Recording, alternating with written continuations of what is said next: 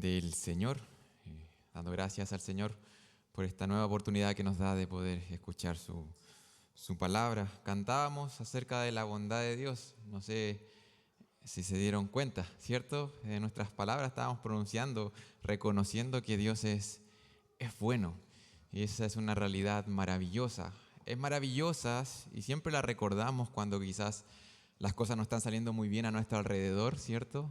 Cuando estamos enfrentados a circunstancias difíciles, recordamos a nuestro corazón que Dios es bueno. Sin embargo, creo que esta realidad, este atributo de Dios, de la bondad, de su bondad, igualmente es importante en relación a la lucha contra nuestro pecado. Porque el hecho de que Dios sea bueno significa que sus límites son buenos, sus mandamientos son buenos, su palabra es buena, su diseño es bueno. Él es bueno y Él quiere eso para nosotros. Y nuestro corazón a menudo quiere rechazar esa bondad de Dios. Y en cierto sentido eso es una de las causas por las cuales pecamos. Nos resistimos a confiar en que eso que cantamos es una realidad. Es algo que abrazamos, es algo que realmente queremos vivir. Tú eres bueno, Dios, y tu palabra es buena. Vamos a ir a su palabra y hoy día vamos a estar meditando en algo relacionado a esto. Vamos a ir a Deuteronomio capítulo 27. Y es que hemos visto en el libro de Deuteronomio una serie de normas, estatutos, ¿cierto? Leyes para el pueblo de Israel. Y ya estamos llegando casi al final de este libro. Y ya llegando al final del libro, estos discursos de Moisés están cambiando quizás un poco de forma. Ya no sé si se dieron cuenta que ya nos estamos encontrando con porciones en donde venía una serie de leyes que tenían mucha relación con los 10 mandamientos y aún más relación con Deuteronomio capítulo 6. El hecho de que tenemos que amar, ¿cierto?, a Jehová con todo nuestro ser. Pero ahora, del 27 en adelante, estas leyes van a cambiar de forma y estamos pasando a otra parte de este libro. Y se van a dar cuenta ahí en el capítulo 27, versículo 11 al 26, que voy a estar dando lectura. Y la palabra de Dios dice en Deuteronomio 27, y mandó Moisés al pueblo en aquel día diciendo, cuando hayáis pasado el Jordán, estos estarán sobre el monte Gerizim, para bendecir al pueblo, Simeón, Leví, Judá, Isaacar, José y Benjamín. Y estos estarán sobre el monte Ebal para pronunciar la maldición, Rubén, Gad, Aser, Zabulón, Dan y Neftalí. Y hablarán los levitas y dirán a todo varón de Israel en alta voz, maldito el hombre que hiciera escultura o imagen de fundición, abominación a Jehová, obra de mano de artífice, y la pusiere en oculto. Y todo el pueblo responderá y dirá, amén. Maldito el que deshonrare a su padre o a su madre, y dirá todo el pueblo, amén. Maldito el que redujere el límite de su prójimo, y dirá todo el pueblo, amén. Maldito el que quisiere errar al ciego en el camino, y dirá todo el pueblo, amén. Maldito el que pervirtiere el derecho del extranjero, del huérfano y de la viuda, y dirá todo el pueblo, amén. Maldito el que se acostare con la mujer de su padre, por cuanto descubrió el regazo de su padre, y dirá todo el pueblo, amén. Maldito el que se ayuntare con cualquier bestia, y dirá todo el pueblo, amén. Maldito el que se acostare con su hermana, hija de su padre, o hija de su madre, y dirá todo el pueblo, amén. Maldito el que se acostare con su suegra, y dirá todo el pueblo, amén. Maldito el que hiriere a su prójimo ocultamente, y dirá todo el pueblo, amén. Maldito el que recibiere soborno para quitar la vida al inocente, y dirá todo el pueblo, amén. Maldito el que no confirmare las palabras de esta ley para hacerlas, y dirá todo el pueblo, amén. Amén. Nos encontramos en un contexto de una ceremonia, ¿cierto?, que hará el pueblo de Israel al llegar a la tierra prometida, y de aquí en adelante, el capítulo 28 incluido, se va a hablar acerca de las maldiciones y las bendiciones contenidas en este pacto en el cual el pueblo tenía con Jehová. ¿Ya? Entonces es en ese contexto en el cual estamos acá. Y hay un concepto bien bien sencillo que podemos extraer de esta porción en general y quisiera de inmediato anunciarlo. Y lo que podemos ver acá, yo comencé hablando acerca de la bondad de Dios. Y la ley de Dios para el pueblo de Israel en específico era buena, era algo bueno para ellos. Y uno podría leer esta porción y diría, bueno, pero aquí habla de puras cosas malas. Y el hecho es que la desobediencia a la ley de Dios, a la buena ley de Dios, a la bondadosa ley de Dios, la desobediencia a la ley de Dios traería juicio sobre la nación. Rechazar la bondad de Dios y lo que él estaba diciendo que era bueno para la nación traería juicio. Y hoy día, en este sermón, no vamos a estar hablando tanto de la bendición o de la bondad explícitamente, sino que vamos a estar hablando acerca de la maldición, de la maldición. Y para hablar de esto me gustaría que me acompañaran a orar. Oremos a nuestro Dios para que Él nos lleve a poder profundizar en este concepto importante en Deuteronomio y en la Biblia en general. Oramos a nuestro Dios. Padre, te damos gracias, Señor, porque podemos reconocer que tú eres un buen Dios, Señor. Y ese eres tú, Señor, eres todo bondad. Eres el estándar de bondad, Padre. Toda cosa buena que podamos hallar en este mundo, Señor, cualquier regalo que sea hermoso, Padre, podemos reconocer, Señor, que proviene de parte tuya, Señor. Porque tú eres la definición de algo bueno, de algo bondadoso, Padre. Y con ese sentir, ayúdanos a acercarnos a tu palabra para poder entender mejor quiénes somos nosotros delante tuyo, Señor, y poder responder adecuadamente a lo que nos quieres exponer en este lugar. Te pedimos esto, Padre bendito, en el nombre de Jesús. Amén. Entonces, en este texto nos hallamos con una serie de maldiciones. Y para que entendamos bien por qué están incluidas estas maldiciones en el libro de Deuteronomio, me gustaría leer y solamente recordar cómo terminó la porción de la semana pasada, en el versículo 9 y 10 del capítulo 27. Ahí Dios se encuentra, ¿cierto?, restableciendo o confirmando el pacto con su pueblo. Y dijo así, dice, versículo 9, y Moisés con los sacerdotes levitas habló a todo Israel diciendo, guarda silencio y escucha, oh Israel, hoy has venido a ser pueblo de Jehová.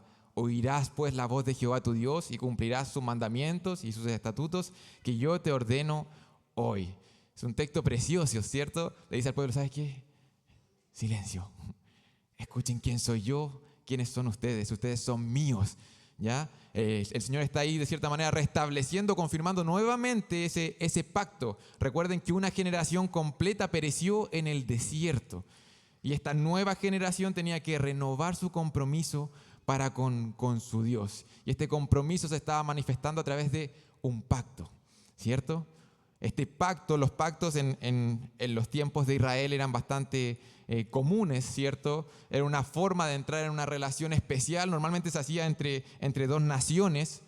Era una especie de juramento que incluía ciertas promesas, que incluía el tipo de relación el cual iban a tener esas dos naciones, aseguraba esa relación y aseguraba las promesas de esa relación, y también a menudo incluía ciertas condiciones para que esa relación pudiera llevarse adelante de manera apropiada. Y en este caso es Dios que soberanamente escoge a esta nación y hace un pacto con ella. Y como este soberano impone ordenanzas a esta nación, su nación. Y parte de los pactos normalmente, en el contexto histórico, los pactos normalmente incluían y terminaban con ciertas bendiciones y ciertas maldiciones.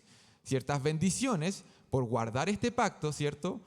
Por guardar esta relación, por cultivar esta relación. Y también incluía maldiciones, consecuencias por romper el pacto. Eso era muy común en la época, y de hecho aquí en Deuteronomio nos encontramos con esta parte, con la pronunciación de estas maldiciones del antiguo pacto. Y el texto, en el versículo 11 al versículo 14, nos sigue dando contexto, el contexto en el cual fueron pronunciadas o serían pronunciadas estas bendiciones y estas maldiciones. Aquí nuevamente sale en el texto el mismo monte que apareció en la porción anterior. No sé si se recuerdan.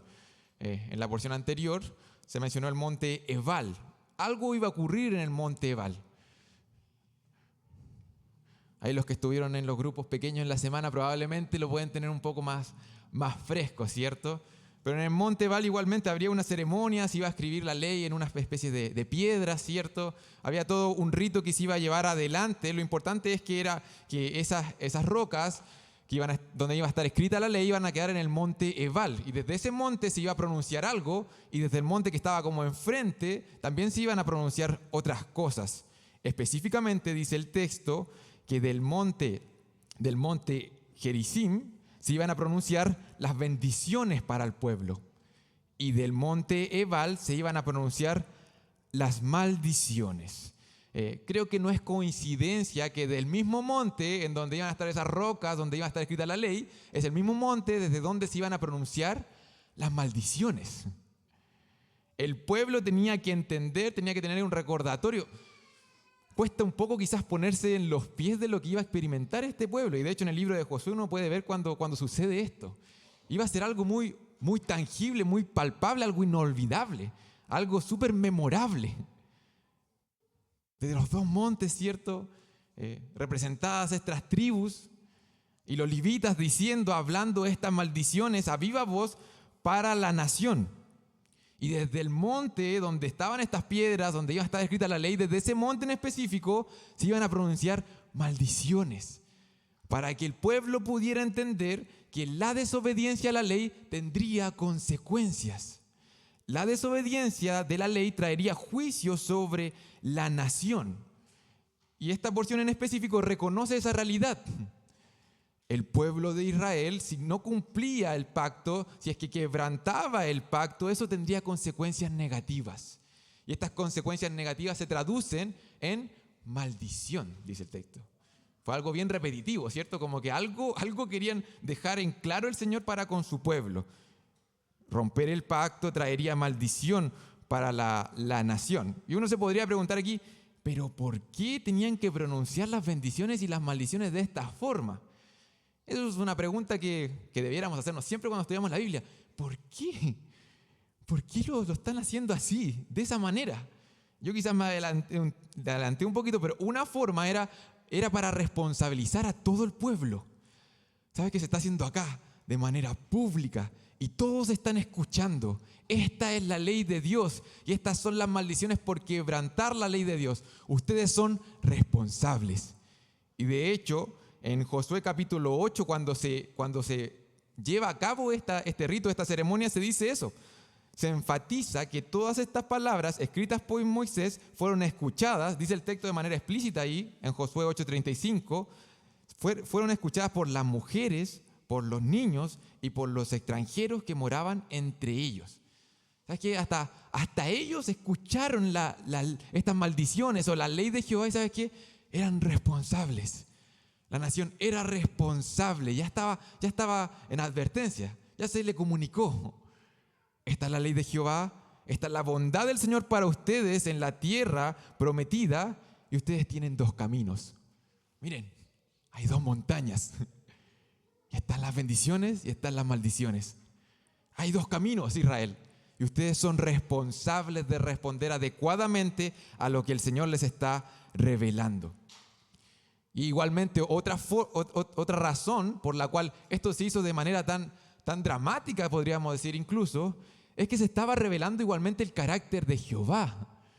A veces quizás asumimos que nosotros tenemos todas las escrituras, ¿cierto? Tenemos el canon cerrado, tenemos la palabra de Dios, y podemos conocer mucho acerca de Dios a lo largo de todas las escrituras. Pero en este punto de la historia de la redención no era así. Ellos no tenían todos los libros que nosotros tenemos. Jehová se estaba revelando hacia la nación. Estaba diciendo, ¿sabes qué? Este soy yo. Es por eso que quise leer el versículo 9 y 10, porque dice que el pueblo, al escuchar la ley de Dios, no estaba escuchando simplemente una ley. El versículo 10 dice que estaban oyendo la voz de Jehová. Es la voz de Jehová. Esto que el pueblo iba a escuchar no era solamente palabras de las tribus o de los levitas en específico, sino que era la voz de Jehová. Este es tu Dios. Este es tu Dios. ¿Y cómo es nuestro Dios? ¿Quién es este Dios? ¿Quién es este Jehová? ¿Qué dice este Jehová? Versículo 15. Maldito. No sé si a ustedes quizás les rompe un poco el esquema esto. Quizás no esperamos que nuestro Dios se revele por medio de estas palabras.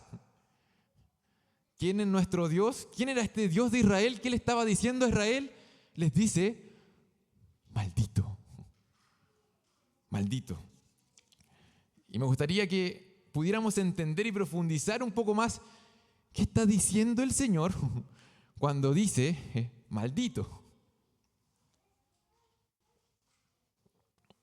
Quizás tenemos un concepto diferente nosotros de lo que es una maldición a lo que el Señor está diciendo aquí en su palabra. El término que se ocupa aquí repetidamente en Deuteronomio capítulo 27 aparece por primera vez en la Biblia. ¿Adivinen dónde? En Génesis capítulo 3. Génesis capítulo 3. Génesis capítulo 3, la caída del hombre. Génesis capítulo 3 es la caída del hombre. Y es la entrada de la maldición a este mundo. Y es precisamente en Génesis capítulo 3 donde por primera vez se ocupa esta palabra. La introducción de la maldición a este mundo. Y se maldice ahí explícitamente a un animal en cierto sentido y a la tierra. Génesis 3:14, y Jehová Dios dijo a la serpiente, por cuanto esto hiciste, maldita serás entre todas las bestias. Ahí está. Y hay una consecuencia, ¿cierto? Sobre tu pecho andarás y polvo comerás todos los días de tu vida. Y un patrón similar ocurre en el versículo 17. Y al hombre dijo, por cuanto obedeciste a la voz de tu mujer y comiste del árbol que te mandé diciendo, no comerás de él, maldita será la tierra por tu causa. Con dolor comerás de ella todos los días de tu vida. Y los siguientes versículos sigue hablando acerca de esta maldición. ¿Qué implicaba que Dios hubiese maldecido la tierra? Bueno, dice, ¿sabes qué? Van a sudar la gota gorda cuando trabajen, ¿cierto? Y esta tierra, como consecuencia, ¿qué va a tener? Va a tener cardos y espinas. Cardos y espinas, como consecuencia de que esta tierra esté maldita. De hecho, cuando uno avanza en la Escritura puede encontrar que después la Biblia dice que toda la creación está sometida a vanidad, está bajo esta maldición y está gimiendo a la espera de la redención futura. Está a la espera de ser liberada completamente de esta maldición. Toda la creación, toda la tierra. Y aún más, si uno avanza aún más en las Escrituras y busca algunos textos, puede darse cuenta de que estos cardos y estas espinas, en un momento esta maldición, ¿sabes qué? Será restaurada, redimida completamente. Y la tierra, en lugar de zarza, va a crecer ciprés. Y en lugar de ortiga, crecerá arrayán. Esa es una profecía del profeta Isaías, en Isaías 55, versículo 13. Entonces podemos ver que, ¿sabes qué? La tierra fue maldita. Y hay consecuencias por esa maldición y que está a la espera de una restauración, una redención futura que llegará. Y esta maldición entró por causa de la desobediencia del hombre. Entonces, en cierto sentido, y ocupando quizás el texto de Deuteronomio y el que estamos viendo, y en los textos de Génesis en donde se ocupa por primera vez la palabra maldición, podríamos intentar dar una definición de qué es una maldición. En los términos bíblicos, en la forma en que Dios, Jehová, está maldiciendo acá. Cuando maldijo a la serpiente, cuando maldijo a la tierra, o cuando está prometiendo que maldecirá a su nación, si es que quebranta el pacto. Entonces, una definición de qué es una maldición sería una maldición, una afirmación de que algo va a recibir daño o va a recibir mal. Es una declaración de juicio. Piénselo en este sentido. ¿Cuál sería el antónimo de una maldición? Es una bendición. Y en los términos del pueblo de Israel, sabemos cuál iban a ser todas las bendiciones que el Señor le estaba prometiendo a este pueblo. Le estaba prometiendo verdadera vida, le estaba prometiendo una tierra, le estaba prometiendo una descendencia, le estaba prometiendo comida, le estaba prometiendo ropa, le estaba prometiendo lo bueno, la bondad, disfrutar de toda la bondad de ser realmente, ser de Dios. Eso es bendición. Y la maldición es el deseo de que a una persona se le vayan a privar de todas esas cosas. no es vida, es muerte. Y en la Biblia a menudo la maldición está íntimamente asociada con una ruptura o un daño a la relación entre el hombre y Dios. Lo vimos en Génesis, ¿cierto? Ocurrió con la caída del hombre, ocurrió algo ahí entre la relación del hombre y Dios y entra la maldición al mundo. Y está ocurriendo aquí en Deuteronomio 27. Esta relación de pacto, si era quebrantada, si es que el pueblo rechazaba la bondad de Dios a través de su ley, ¿sabes qué? Iban a haber consecuencias, iba a haber maldición. Entonces, en cierto sentido, como la maldición a menudo está asociada a esta relación del hombre con Dios, Dios nos está responsabilizando por esta maldición. La maldición está asociada a una responsabilidad en la palabra de Dios. Cuando Dios está maldiciendo, nos está responsabilizando, ¿ya? ¿Y por qué hago énfasis en la responsabilidad asociada a una maldición? Y es que en nuestros tiempos, con el avanzar de los años, de las décadas, de los siglos, el concepto de maldición, incluso en nuestra sociedad, quizás ha cambiado un poco. Porque cuando pensamos en una maldición, no pensamos necesariamente en algo de lo cual nosotros somos responsables, sino que cuando pensamos en una maldición, tendemos a pensar más bien en algo inmerecido que nos llegó. ¿Sabes qué? Alguien me maldijo, yo no he hecho nada malo. De hecho, en otras culturas es muy común. Ayer hablaba con unos hermanos en África específicamente, es muy común que todo está asociado a alguna maldición. Si es que no te has casado, si es que perdiste tu trabajo, si es que estás enfermo, si es que alguien murió, nunca es por causas naturales, siempre ha sido asociado a una maldición, que algo alguien lo arrojó. Y de cierta manera nosotros quizás tenemos la idea de maldición y algo disociado con la responsabilidad propia. Yo pensaba en maldición como un ejemplo para entender cómo malinterpretamos el concepto. Recuerdo que para los futboleros, después del Mundial del 2014, Chile se fue a una tanda de penales, ¿cierto?, en ese Mundial con Brasil, y Chile perdió. Y a Chile le dolió, y perdió vía penales, ¿cierto? Y aún algunos recuerdan la cara de ese jugador, del último jugador que pateó el penal y lo erró, cómo se le desfiguraba ese rostro, la posibilidad de eliminar al anfitrión, a Brasil, se fue. Y allí se comenzó a hablar acerca de algo, se comenzó a hablar acerca de la maldición de los penales para Chile. Chile tiene una maldición con los penales, porque estuvo tan cerca esa victoria, pero algo pasó que no pudimos ganar en los penales. Y de inmediato a muchos chilenos, quizás los de mayor edad, se les vino a la mente, ¿sabes qué? Ese penal de Carlos Caselli en el Mundial de España. Y que podríamos haber llegado más lejos, pero ¿sabes qué? Parece que algo pasa con los penales y Chile. Hay una maldición. Y esa maldición comenzó a resonar más fuerte en los oídos de todos los chilenos cuando llegó el año 2015 y Chile llegó a una final con Argentina y llegaron a una tanda de penales. Y el miedo a la maldición nuevamente comenzó a aparecer. Chile está maldito. ¿Qué va a pasar acá? Sin embargo, esa maldición, y se hablaba así, se rompió. Chile rompió la maldición a los penales, fue campeón el año 2015 y al siguiente año nuevamente una tanda de penales y Chile demostró que, ¿sabes qué? Ya no estamos malditos. Alguien quizá hizo algo en algún momento que nos dejó así, pero ahora ya no tenemos la maldición de los penales. 2 veces campeón de América. Y siempre se pensó que, fue una maldición. No le ganamos a Brasil porque fue prácticamente mala suerte. Eso estamos diciendo simplemente. Ahora, quizás nadie ha pensado que esa maldición era simplemente falta de entrenamiento, falta de disciplina, falta de preparación.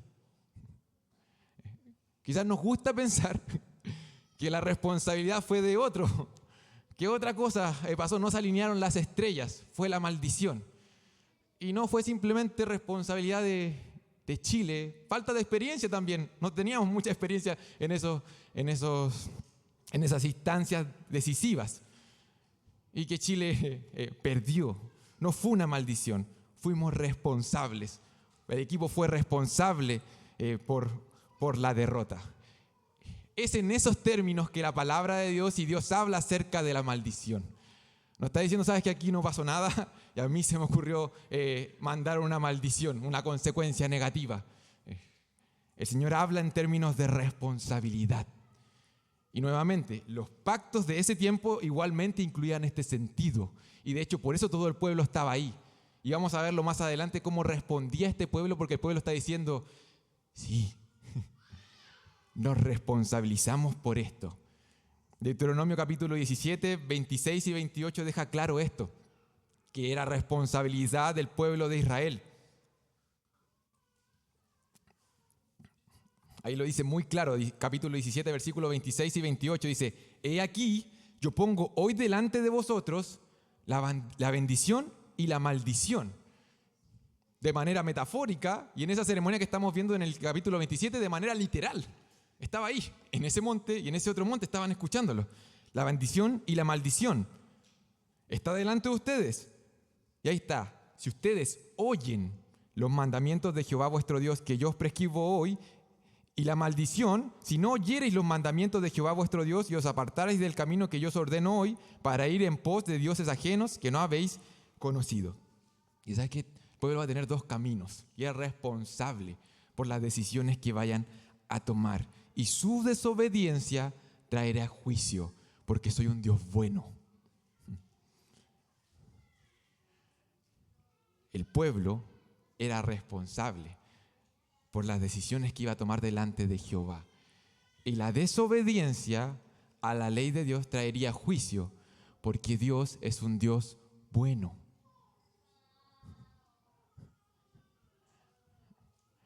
No sé si les hace ruido esa afirmación.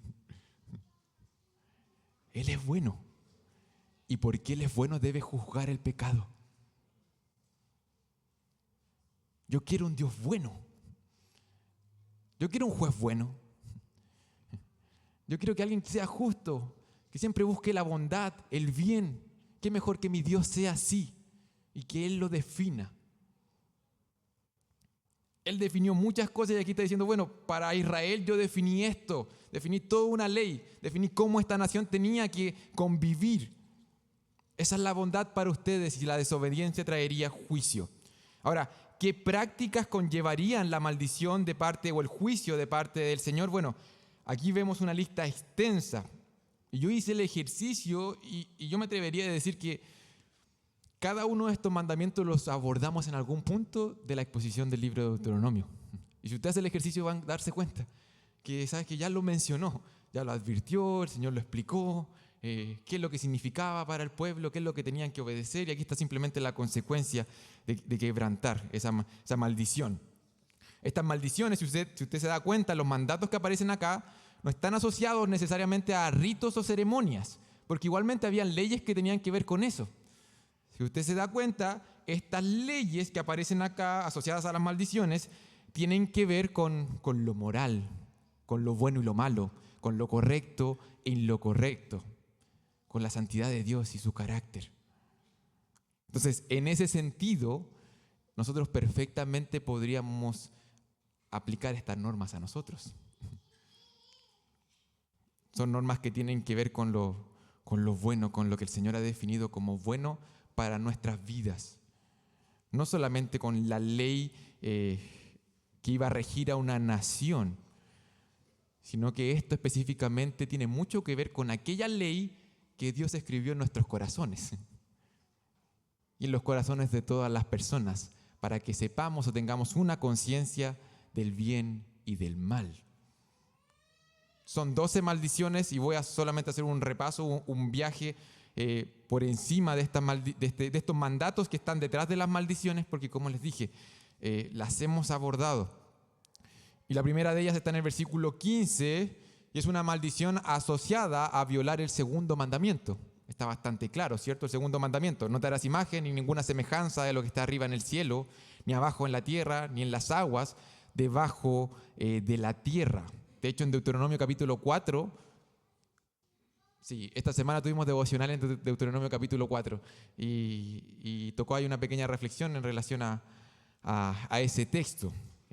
que el Señor incluso da la razón por la cual dio este mandamiento. Está íntimamente asociado por la manera en que Dios decide revelarse a su nación, ¿cierto? Y también tiene relación con la manera en que se adoraba a los ídolos paganos en la tierra de Canaán.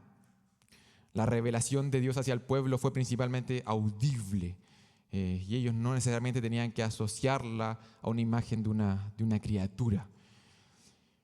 En el versículo 16 hay otra maldición asociada al quinto mandamiento. El que deshonra a su padre o a su madre sería maldito. También estuvimos hablando acerca de esto, ¿cierto? Está en los 10 mandamientos, está allí. Nos llega a nosotros hoy para que podamos responder activamente a lo que el Señor dice que es bueno para nosotros. Honrar a los padres se podría ver en dos sentidos. En un sentido se ve honrar su autoridad, respetarla. A menudo cuando se habla acerca de la crianza de los hijos, se habla mucho acerca de autoridad. Y los libros que hablan de crianza, los libros cristianos, hablan de eso, de cómo los padres son una autoridad impuesta por Dios para los hijos. Y cuando los padres representan adecuadamente para con sus hijos esa autoridad, están ciertamente apuntando a la autoridad mayor que hay en Dios. Y estamos preparando el camino para que nuestros hijos un día puedan entender, ¿sabes qué? Hay una autoridad suprema, aún mayor que la de mis padres. Y es perfecta, y es bondadosa. Mis papás quizás se equivocaron en algún sentido, pero este Dios no.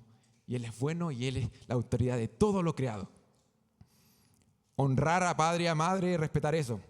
Respetarlos como representantes de la autoridad de Dios. E igualmente, y hemos conversado también de esto, esta honra estaba asociada con un apoyo, ¿cierto? Con una ayuda. Y uno puede encontrar el nexo con una ayuda incluso en lo económico para con los padres. Eso igualmente es honrarlos. Violar este mandato en los tiempos de Israel incluía golpear a los padres, maldecir a los padres, descuidarlos en su vejez o no darles una sepultura adecuada. Eso sería no honrar a padre y a madre. Versículo 17, hay otra maldición asociada al octavo mandamiento. No hurtar o no robar. Maldito el que redujere el límite de su prójimo. Y dirá todo el pueblo, amén. No sé si se recuerdan el texto que hablaba acerca de mover las piedras y como aprovecharse ahí, que en ese tiempo no hacían cercos, murallas o cosas por el estilo, ¿cierto? Y bueno, tengo que correr una piedrita un poquito para allá y puedo hacerme una piscina. No decían eso, pero el mandato iba dirigido allá, ¿cierto? Deuteronomio 19:14 dice: en la heredad que poseas en la tierra que Jehová tu Dios te da, no reducirás los límites de la propiedad de tu prójimo que fijaron los antiguos. Hay una tendencia, pareciera ser, en nuestros corazones a querer lo que no es nuestro.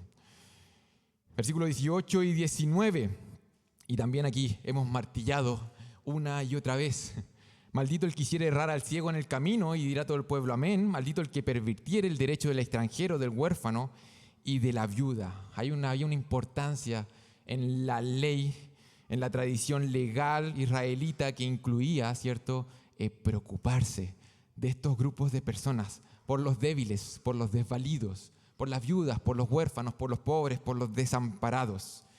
Y hemos hecho las reflexiones más de una ocasión en que cómo el pueblo, al preocuparse por estas personas, en cierto sentido estaba mostrando el mismo carácter de Dios. De hecho, una de las razones por las que el pueblo tenía que preocuparse de los extranjeros, que le dice el Señor, es porque ustedes fueron extranjeros y yo me preocupé de ustedes. Y es por eso que ustedes van a responder así. Ese es el llamado para el pueblo, ese es el llamado para nosotros hoy. Sed imitadores de Dios como hijos amados. ¿Y sabes quién es Dios? Dios es padre de los huérfanos y defensor de la viuda. Eso dicen los salmistas. Versículo 20 hasta el 23 incluye varias maldiciones asociadas a mandatos que tenían que ver con pecados sexuales. El incesto te dice que el incesto era aborrecible en la mayoría de las sociedades en los tiempos de Israel. Sin embargo, había una en específico que lo tendía a permitir. Era Egipto. desde donde el pueblo de Israel fue sacado. El Señor le dice, ¿sabes qué?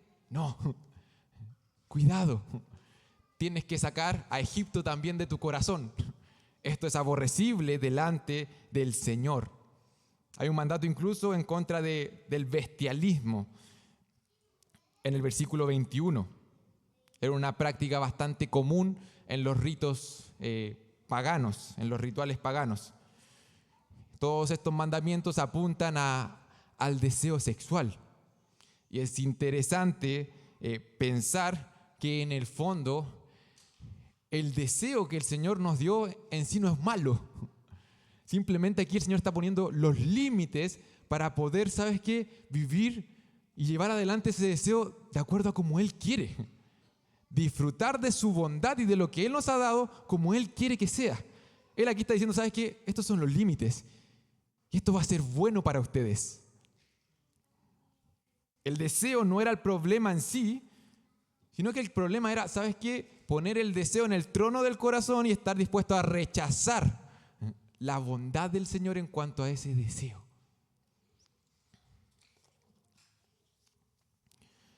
Versículo 24 y versículo 25 son mandatos asociados al asesinato.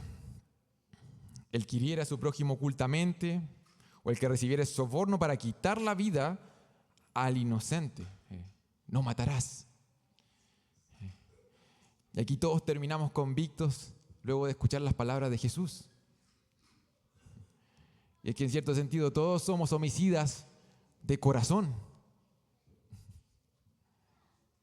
Todos en cierto sentido hemos tenido sed de justicia y hemos intentado hacer justicia por nuestras palabras, por nuestros pensamientos, por nuestras manos, por nuestras actitudes. Dañar. Matar a alguien o desearle lo peor en nuestro interior. No matarás. Y versículo 26 termina como diciendo, bueno, hemos abordado diferentes mandatos que están asociados a maldiciones y termina diciendo, maldito el que no confirmare las palabras de esta ley para hacerlas, y dirá todo el pueblo, amén. Es como que quisiera, bueno, y revisa toda la ley y date cuenta cuál sería la condición. Tu condición, pueblo. A la luz de esta ley, a la luz de la ley de Jehová. El apóstol Pablo cita este texto, el versículo 26 en específico. Y él dice, porque todos los que te dependen de las obras de la ley están bajo maldición. Porque escrito está, y lo cita, maldita todo aquel que no permaneciere en todas las cosas escritas en el libro de la ley. Pablo está diciendo, bueno, intenta presentarte delante de Dios guardando, confiando en que has guardado adecuadamente la ley. Preséntate de esa manera delante de Dios. ¿Sabes lo que ocurrirá? Versículo 26. Maldito. Maldito. Eso es lo que está diciendo el apóstol Pablo. Y no sé si le llamó la atención, pero en más de una de estas maldiciones, el texto estaba apuntando a cosas ocultas. Decía secretamente, en lo oculto. Se cree que todos estos mandamientos estarían apuntando sobre todo hacia allá, hacia lo que nadie ve, hacia lo que ningún otro israelita quizás percibió. Nadie supo lo que pasó. Sin embargo, aquí el texto está diciendo, esa persona permanece bajo la maldición de Dios. A pesar de que la violación a esa ley haya sido en lo íntimo, en lo oculto, en lo secreto. Pareciera ser que Dios quiere que el pueblo realice un análisis riguroso de sus vidas, no solamente en relación a lo que hacen en lo público, no solamente en relación a lo que ofrecieron a Dios en lo público, no solamente en cuanto a los holocaustos, en cuanto a las primicias, en cuanto a los diezmos o en cuanto a lo que los demás podían ver. Pareciera ser que Dios estaba llevando al pueblo a tomar nota de lo que estaba ocurriendo en lo privado. ¿Por qué? ¿Por qué? ¿Por qué Dios está apuntando hacia allá? ¿Por qué Dios es tan enfático? ¿Por qué es tan repetitivo acá? Dios quiere que el pueblo entienda que desobedecer la ley de Dios tiene consecuencias y quiere que entienda que el pueblo se encuentra en constante necesidad de rescate, de salvación, de redención. Quiere que el pueblo mire la ley y, ¿sabes?, que se dé cuenta, estos somos, esto soy yo. ¿Sabes qué? Nadie cree esto de mí. Todos me ven como, ¿sabes qué?, el israelita más piadoso de todos, pero yo me enfrento a la ley de Dios y esto soy. Dios está llevando a su pueblo a que quede sin excusas. Los está dejando sin peros. Te atrapé, te pillé, este eres tú. Pensemos un momento, ¿qué dicen si no supiéramos nada? Nada quizás del corazón del hombre, del corazón de un israelita, y nos encontramos con este texto. ¿Qué pensaríamos acerca del corazón del hombre? Si yo les digo, no sé, necesito a alguien que me cuide a mi hijo, y lo invito a la casa, y le comienzo a decir, ¿sabes qué? Si es que el Simón se come este lápiz cera, bueno, tengo el medicamento comprado. Si es que el Simón se sube acá, como lo ha hecho tantas veces, y se cae, bueno, tengo las vendas y no sé qué. Si es que el Simón se pone a gritar y dice esto, esto y esto, y yo le digo explícitamente lo que va a decir el Simón, bueno, tú tienes que hacer esto, esto y esto otro. Si es que el Simón, ¿sabes qué?, comienza a hacer una pataleta y comienza a hacer así con las manos, bueno, tú tienes que comenzar a conversar y no sé qué, y hacer esto, esto y esto otro. Y le doy una lista gigantesca de cosas que el Simón probablemente podría llegar a hacer. Y te dejo con el Simón. Le digo, y ahí está. Y me voy. Probablemente tú no creas que mi hijo es un pan de Dios. Tú vas a estar muy alerta. Tú vas a estar atento. Porque yo te advertí de cierta manera que podían pasar ciertas cosas. Y lo más probable es que cada una de las cosas que yo te dije han pasado en el pasado. Y que por eso quizás la enlistamos con mi esposa y sabemos cómo reaccionar. Y yo estoy hablando acerca de mi hijo y te estoy diciendo implícitamente cómo es él. Yo te lo advertí. Yo te dije que es así y tú quisiste cuidarlo. Hagámonos esa pregunta con la humanidad, con el corazón del hombre. ¿Qué dicen estas maldiciones acerca del hombre? Lo primero que podríamos sacar de conclusión es que el hombre se resiste a obedecer a Dios. Es que ¿por qué Dios tiene que ser tan enfático y decir, ¿sabes qué? Yo, Jehová, los voy a maldecir? Es algo fuertísimo. Lo primero que podríamos decir del hombre, el hombre se resiste a guardar la ley de Dios. Lo otro que podríamos decir es que el pecado en el corazón del hombre, ¿sabes qué?, se puede manifestar de tantas formas, de tantas maneras. Cosas inimaginables nos encontramos aquí en este texto. Y esto es simplemente un resumen, una síntesis. Es un pequeño aperitivo en cuanto a todo lo que ha hablado la ley de Dios acerca del hombre. Otra cosa que podríamos decir acerca del hombre es que el hombre tiende a pecar contra Dios y tiende incluso a pecar contra otros hombres e incluso a pecar contra la creación. Otra cosa que podríamos decir del hombre es que el hombre necesita escuchar la voz de Dios. Es que lo necesita. Porque estas son las consecuencias, está diciendo acá. El hombre necesita escuchar la voz de Dios. El hombre no tiene excusa por su pecado, ya que ha sido advertido por Dios. El hombre no tiene excusa. La transgresión de la ley hace que el hombre sea merecedor de la maldición de parte de Dios. Esto no es algo, ¿sabes qué?, que llegó de la nada. Y finalmente podríamos decir que el hombre fuera de Dios nunca va a encontrar verdadera bendición. El hombre fuera de Dios, y aquí está la advertencia, ¿sabes qué, Israel? Si tú te apartas y quebrantas este pacto, tú vas a hallar maldición y no vas a hallar bendición. El hombre fuera de Dios no encontrará verdadera bendición, no será, y esta palabra hemos escuchado tantas veces, bienaventurado, hermanos. No hallará la bienaventuranza fuera de Dios. No hallará la verdadera vida fuera de Dios. Aquí está diciendo, ¿qué va a hallar el hombre en rebelión en contra de Dios? Por más atractivo que resulte violar los mandamientos de Dios, Esta es la esperanza, esta es la expectativa.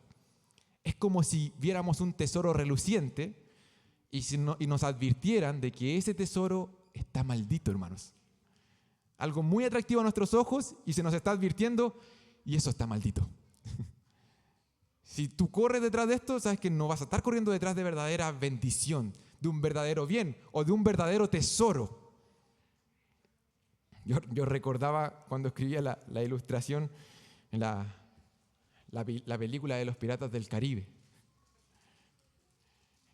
La película de los Piratas del Caribe, una de las cosas centrales es que la tripulación de este barco famoso del Perla Negra estaba maldita. ¿Y saben por qué estaba maldita esa tripulación?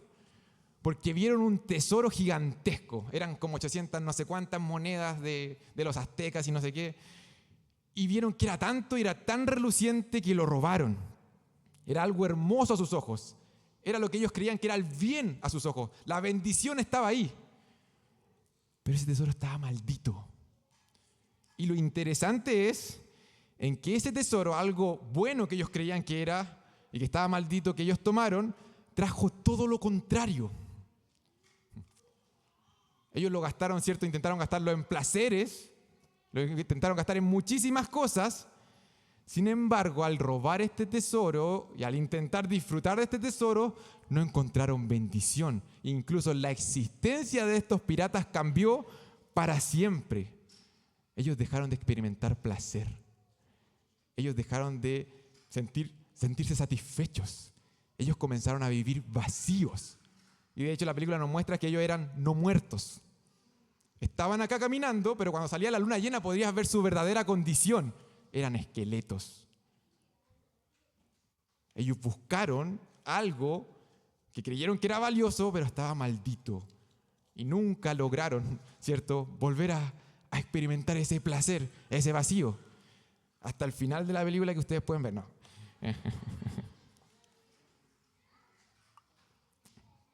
El corazón humano, hermanos, es similar. Todo el tiempo estamos intentando robar y usar un tesoro maldito para encontrar vida en donde no la hay. Todo el tiempo creemos que sabes que esto es lo más reluciente que quiero en la vida y me robo una monedita de esto y voy a dar toda mi vida por esto, para experimentar placer, para sentirme lleno, para sentirme vivo. ¿Y qué pasa? Quedamos vacíos, quedamos drenados, quedamos como no muertos. ¿Y qué pasó? Ese tesoro estaba maldito. Estaba buscando, ¿sabes qué? Algo que solamente podía encontrar en el verdadero tesoro. Y el Señor le está diciendo aquí, ¿sabes qué? Fuera de Dios, se halla maldición, dice el Señor.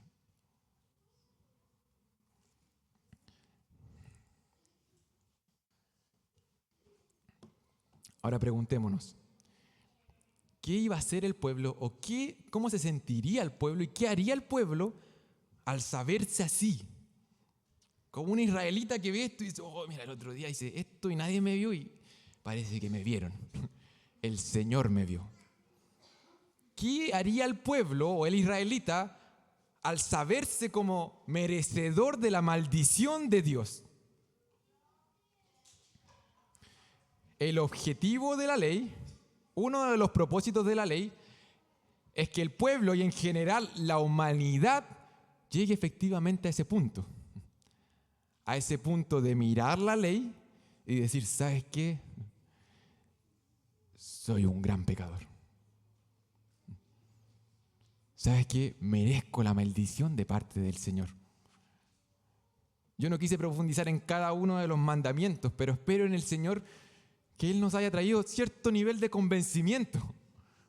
Y al hacer el recorrido que la respuesta no haya sido, hoy Señor, aprobado delante tuyo, estas son mis obras. Recuerda Gálatas, lo que decía el apóstol Pablo. ¿Qué pasa cuando nos presentamos delante del Señor con nuestras obras?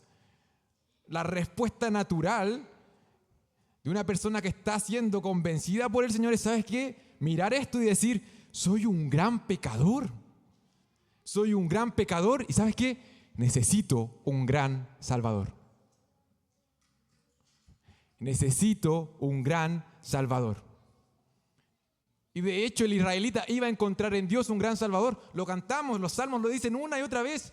Jehová sabe que es nuestra salvación, es nuestro refugio, nuestro amparo, nuestra fortaleza. Él está ahí, ese es Él. Y lo necesitamos porque estos somos nosotros. Aquel israelita que se iba a saber como un pecador, ¿qué iba a hacer? Iba a ocupar el medio que en ese tiempo el Señor había provisto para expiar el pecado, para experimentar perdón. Eso iba a ser el pueblo. Iba a ocupar el medio que Jehová mismo les había dado, ya les había provisto. ¿El camino para qué? Para que pudieran presentarse delante del Señor y presentar sus pecados delante de Él. El Señor ya lo había hecho. Y hermanos, hoy nosotros tenemos que hacer exactamente lo mismo. Al acercarnos a la palabra de Dios, a la ley de Dios, debiéramos quedar, en cierto sentido, sin excusa. El principio sigue siendo exactamente válido. La desobediencia a la ley de Dios trae juicio para todos los seres humanos. Y al acercarnos a su ley, lo primero que debiéramos experimentar con la ayuda del Señor es, ¿sabes qué? Soy incapaz. Soy débil. No tengo las fuerzas suficientes para poder guardar esto. ¿sabes qué? Tiendo a buscar en otros lugares y no en lo que el Señor dice que es su bondad. Si depende de nosotros, siempre vamos a patear el penal afuera. Esos somos nosotros. Merecemos la maldición de parte de Dios. Y la pregunta es, no solo para los israelitas, sino que para nosotros, ¿qué vamos a hacer? ¿Qué vamos a hacer? Y la buena noticia es que las condiciones están dadas. El Señor conoce nuestro corazón y conocía el corazón de los israelitas. Y el Señor decidió, ¿sabes qué? Hacer un nuevo pacto. Una nueva relación. Darnos un nuevo corazón. Enviar su Espíritu a morar en nosotros. Y decir, ¿sabes qué? Las estipulaciones de la ley están cumplidas. Eso dice el Señor hoy. Las estipulaciones de la ley están cumplidas. Cristo obedeció a la perfección. Porque tú no puedes, Él ya lo hizo. Y aún más, y esto es como el clímax, y aún más, hermanos, y aún más, Él fue hecho maldición.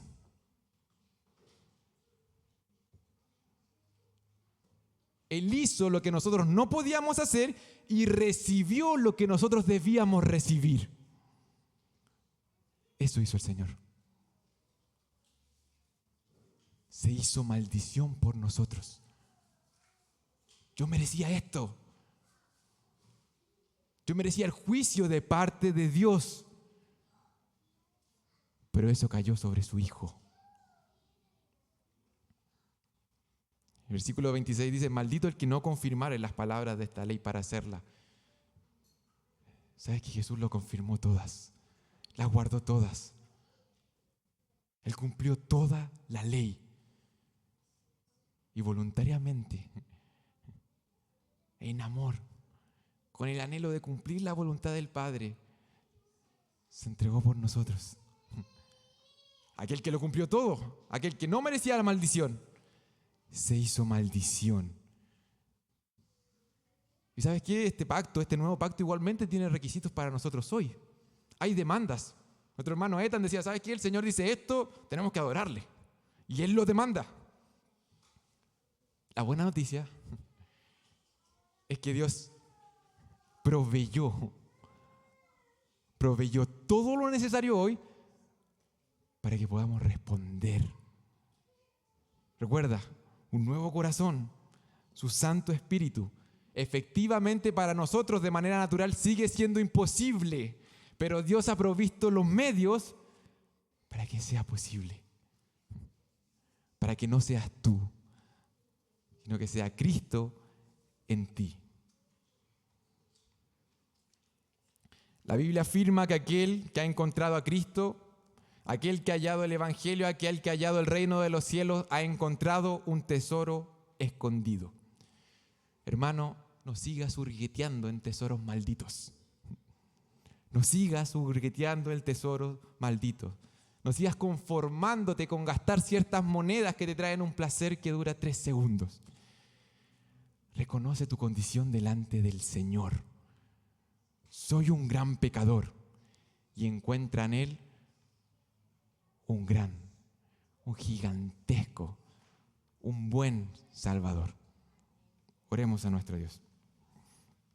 Padre, te damos gracias, Señor, porque tú eres bueno.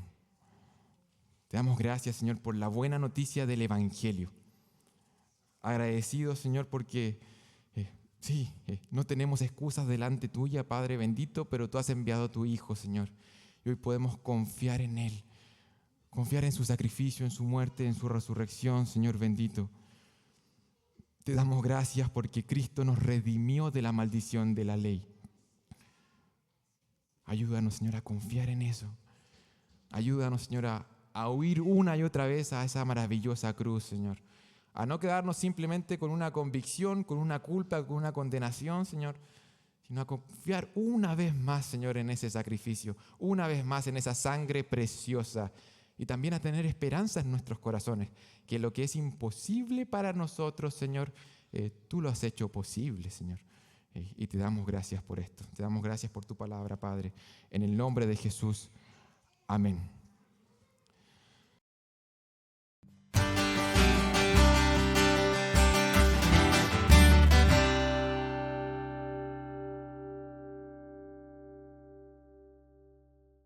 Todo aquel que es colgado en un madero.